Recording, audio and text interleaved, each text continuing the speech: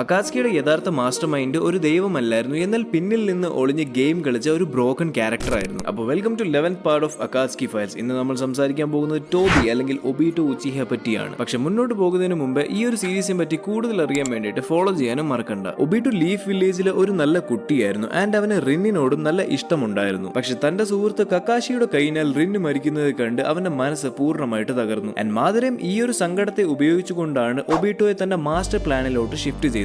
ഒബീറ്റോ തന്നെയായിരുന്നു പിന്നിൽ നിന്ന് പ്രവർത്തിച്ച് നാഗാട്ടോയും യാഹി മാനിപ്പുലേറ്റ് ചെയ്ത് അകാത്സുകിയെ സൃഷ്ടിച്ചത്. പിന്നെ ഇവൻ തന്നെയായിരുന്നു ഹിഡൻ മിസ് വില്ലേജിലെ മിസുകാക്കെ കൺട്രോൾ ചെയ്തതും പിന്നെ നയൻ ടൈൽസിനെ ഉപയോഗിച്ചുകൊണ്ട് ലീഫ് വില്ലേജിനെയും അറ്റാക്ക് ചെയ്തത്. അവന്റെ മാങ്കിക്യു ഷാരിങ്കാനും കാമുയുടെ എബിലിറ്റി കാരണം അവനെ ആർക്കും തൊടാൻ പോലും കഴിഞ്ഞിരുന്നില്ല. ആൻഡ് ഈ ഒരൊറ്റ വ്യക്തിയായിരുന്നു 4th ഗ്രേഡ് നിഞ്ച വാറിന് തുടക്കവും ഇട്ടത്, പിന്നെ മാതരയും പുനർജനിപ്പിച്ചത്. പക്ഷെ ഒന്ന് റിയൽ ആയിട്ട് നോക്കിക്കഴിഞ്ഞാൽ ഒബീറ്റോ ശരിക്കും ഒരു ബ്രോക്കൺ ക്യാരക്ടർ ആയിരുന്നു. കാരണം മാതരയുടെ അവസാന ചതി കണ്ടപ്പോഴും പിന്നെ നറൂട്ടോയുടെ നല്ല വഴിയും തിരിച്ചറിഞ്ഞപ്പോൾ തന്റെ തെറ്റുകൾ തിരുത്താനായിട്ട് അവൻ തീരുമാനിച്ചു. ഒടുവിൽ തന്നെ സ്വന്തം ജീവൻ തന്നെ ത്യാഗം ചെയ്തുകൊണ്ട് അവൻ കക്കാഷിയും നറൂട്ടോനെയും രക്ഷിച്ചുകൊണ്ടാണ് ഒരു ട്രൂ ഹീറോ ആയിട്ട് അവൻ മരിച്ചത്. ഒബീറ്റോ ഇതെല്ലാം തുടങ്ങി വെച്ചത് സ്വന്തം ലവിന് വേണ്ടിയിട്ടായിരുന്നു. ആൻഡ് അവന്റെ ഈ ട്രാജിക് ലവ് സ്റ്റോറിയെ ഇപ്പോഴും എല്ലാ ആനിമെ ഫാൻസ് ഓർക്കുന്നുണ്ട്. ഈ ഒരു ക്യാരക്ടറിനെ പറ്റി ഇത്രമാത്രം. അടുത്ത വീഡിയോയിൽ നമുക്ക് കാണാം ലാസ്റ്റ് ക്യാരക്ടറായ സെറ്റ്സുവിനെ കുറിച്ച്. സോ അതുവരേക്കും സയോനാറ.